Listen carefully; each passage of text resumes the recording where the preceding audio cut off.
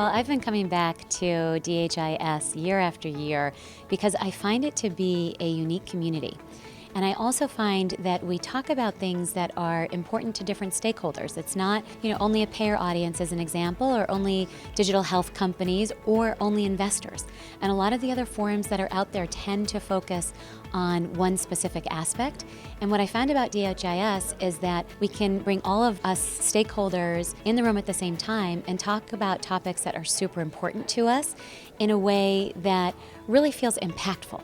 So as an example today, when I was just on a panel with the Chief Digital Officer of Sanofi, and she brought together a couple of us from different aspects of the real-world evidence community. And I use the word community intentionally because I find that that's exactly what DHIS is doing. We're creating a community where we actually want to check back in with each other year after year to see what's happening and to see the extent to which we can maybe partner or collaborate to drive change, or to see if we can hold each other accountable when we made commitments to change something that maybe hasn't happened. When I think about change over the next year, I think about it in the context of my specific focus. So I'm the CEO of Aetion. We have a digital health platform that transforms real-world data, which simply means healthcare data collected outside of a controlled setting like a clinical trial, into regulatory-grade real-world evidence.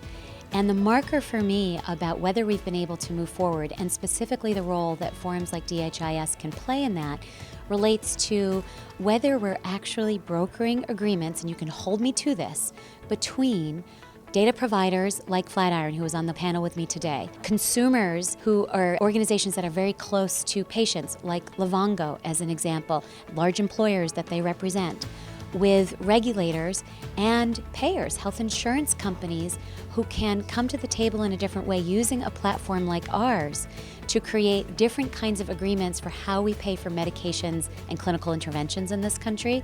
And I'd say a marker for us a year from now would be that we're having those conversations, and we're maybe even co-presenting a case study on how we've been able to drive something forward.